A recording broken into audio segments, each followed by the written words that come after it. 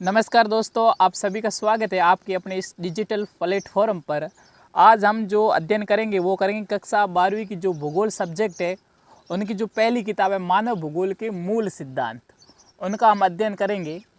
तो उसका जो पहला अध्याय है वो है आज मानव भूगोल प्रकृति एवं विशेषतर। क्या?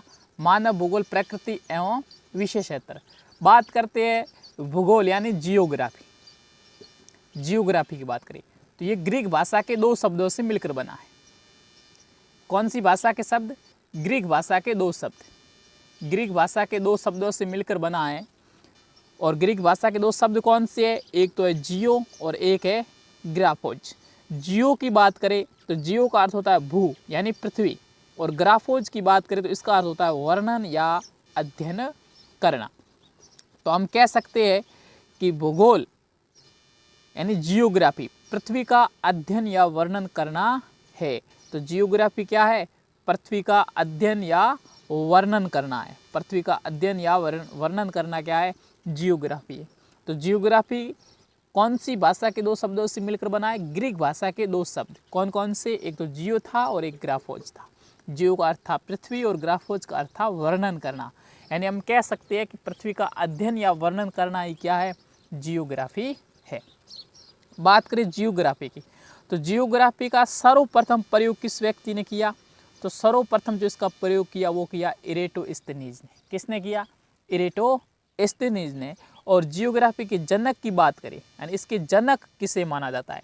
तो कुछ विद्वानों के अनुसार इसके जनक हिकेटियस को माना जाता है, जबकि कुछ विद्वान इरेटोस्थेनीज को जियोग्राफी के जनक मानते हैं। बात करें जियोग्राफी के घटकों की तो जियोग्राफी के घटक कितने हैं? तो जियोग्राफी के दो घटक, एक भौतिक घटक और एक मानवीय घटक। भौतिक घटक और मानवीय घटक। जियोग्राफी यानी भूगोल की शाखाएं पूछे तो कितनी है? तो भूगोल की शाखाएं है दो, भौतिक भूगोल और मानव भूगोल। भौतिक भूगोल की बात करें तो इसका अध्ययन आपने कक्षा 11वीं में किया। मानव भूगोल की बात करें तो इसका अध्ययन आप कक्षा 12वीं में कर रहे हो अभी। जियोग्राफी के उद्देश्य की बात करें कि जियोग्राफी का उद्देश्य क्या है? तो जियोग्राफी के उद्देश्य की बात करें तो पृथ्वी को मानव के घर के रूप में समझना। क्या उद्देश्य है इनका? पृथ्वी को मानव के घर के रूप में समझना तथा उन सभी बिंदुओं और तत्वों का अध्ययन करना जिन्होंने मानव को बनाया है। तो जियोग्राफी का उद्देश्य क्या है? जियोग्राफी का उद्देश्य है जो पृथ्वी है उनको एक मानव के घर के रूप में समझना और उन सभी बिंदुओं या तत्वों का अध्ययन करना जिन्होंने किसको बनाया है? मानव को बनाया है। आगे हम बात करें तो आगे हमने देखा कि भूगोल की कितनी शाखाएं है? दो शाखाएं। एक कौन सी शाखा है? भौतिक भूगोल। और दूसरी कौन सी है? मानव भूगोल। भौतिक भूगोल। भौतिक भूगोल की परिभाषा की बात करें कि इनकी परिभाषा क्या है? तो इसमें भौतिक पर्यावरण अर्थात प्रकृति का अध्ययन किया जाता है। भौतिक भूगोल में किसका अध्ययन किया जाता है? भौतिक पर्यावरण और प्रकृति का अध्ययन किया जाता है, जैसे भू आकृति हुई, जलवायु हुई, मृदा हुई, खनिज हुई, इन सब का अध्ययन किया जाता है। तो अब भौतिक भूगोल की परिभाषा की बात करें कि इसकी परिभाषा क्या है? तो भूगोल की वह शाखा जिसमें प्रकृति प्रदत्त वस्तुओं का अध्ययन किया जाता है उसे भौतिक भूगोल कहते हैं। यानी भूगोल की वह शाखा जिसमें किसका अध्ययन किया जा रहा है? सिर्फ और सिर्फ प्रकृति प्रदत्त वस्तुओं का अध्ययन किया जाता है। और इनकी जो दूसरी शाखा है वो है मानव भूगोल, जिनका अध्ययन आप कक्षा 12वीं में करेंगे। तो मानव भूगोल की बात करें तो भूगोल की दूसरी महत्वपूर्ण शाखा क्या है? भूगोल की दूसरी महत्वपूर्ण शाखा। भूगोल की पहली शाखा भौतिक भूगोल, भूगोल की दूसरी महत्वपूर्ण शाखा मानव भूगोल। मानव भूगोल का उद्भव कब हुआ? तो मानव भूगोल के उद्भव की बात करें तो 18वीं सदी के अंत में। कब? 18वीं सदी के अंत में। और 19वीं सदी के पूर्वार्ध में किसका उद्भव होता है? भूगोल की एक दूसरी महत्वपूर्ण शाखा जिसका नाम है मानव भूगोल, इनका क्या होता है? उद्भव होता है। बात करें मानव भूगोल के जनक किसे माना जाता है? तो मानव भूगोल के जनक माना जाता है फ्रेडरिक रेडजेल को। किसे माना जाता है? फ्रेडरिक रेडजेल को मानव भूगोल के जनक माना जाता है। पूछ ले आपसे कि आधुनिक मानव भूगोल के जनक कौन है? तो आधुनिक मानव भूगोल के जनक की बात करें तो फ्रेडरिक रेडजेल। तो आधुनिक मानव भूगोल के जनक भी फ्रेडरिक रेडजेल को माना जाता है। फ्रेडरिक रेडजेल की एक पुस्तक है जिसका नाम है एंथ्रोपोजियोग्राफी। क्या है? एंथ्रोपोजियोग्राफी। ठीक है, जिसमें क्या है, मानव भूगोल का विस्तृत अध्ययन किया गया है। तो फ्रेडरिक रेटजेल की एक पुस्तक है एंथ्रोपोजियोग्राफी, जिसमें मानव भूगोल का विस्तृत अध्ययन किया गया है। आपसे पूछ ले कि मानव भूगोल का विस्तृत अध्ययन किस पुस्तक में किया गया है, एंथ्रोपोजियोग्राफी में, और ये पुस्तक किसकी है, तो फ्रेडरिक रेटजेल की। आगे बात करें, देखो मानवीय भूगोल में क्या होता है, जो मानव भूगोल, इसमें क्या होता है, मानवीय घटकों का अध्ययन किया जाता है। किस किस का अध्ययन किया जाता है, मानव भूगोल में मानवीय घटकों का अध्ययन किया जाता है, और जिसमें भौतिक पर्यावरण के साथ साथ मानवीय गतिविधियों का क्षेत्रीय अध्ययन शामिल है।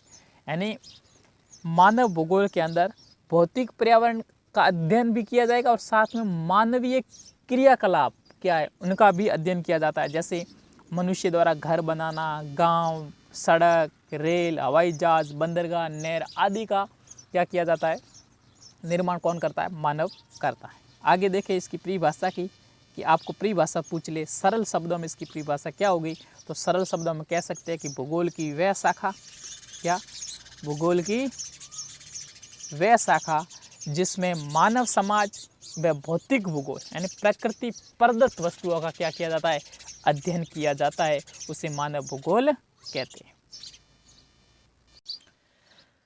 तो भूगोल की कौन सी शाखा, वह शाखा जिसमें मानव समाज और भौतिक भूगोल यानी प्रकृति प्रदत्त वस्तुएं, इनके बीच में क्या संबंध है, इन संबंधों का अध्ययन जिसमें किया जाता है, वो कौन सी शाखा है, मानव भूगोल। कौन सी शाखा हो जाएगी, मानव भूगोल। तो मानव भूगोल किसे कहते हैं, जिसमें मानव समाज व भौतिक भूगोल के विषयों के मध्य अंतर संबंधों का अध्ययन किया जाता है, उसे क्या कहते हैं, मानव भूगोल कहते हैं। अब कुछ विद्वानों के द्वारा मानव भूगोल की परिभाषा दी गई। पहले देखते हैं हम फ्रेडरिक रेटजेल के द्वारा। किसके द्वारा, फ्रेडरिक रेटजेल के अनुसार, जो मानव भूगोल के क्या है, जनक है। इन्होंने अपनी परिभाषा दी है, और इनकी परिभाषा के अनुसार क्या है कि मानव भूगोल मानव समाजों और धरातल के बीच संबंधों का कैसा अध्ययन, संश्लेषित अध्ययन है।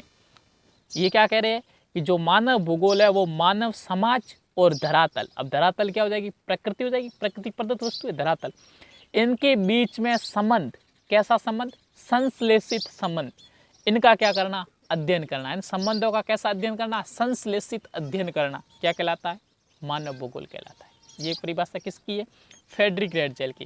तो हम कह सकते हैं इन्होंने संश्लेषण पर जोर दिया। किस पर जोर दिया है, संश्लेषण पर जोर दिया। आगे बात करें, आगे परिभाषा है कुमारी एलन सी सैंपल की।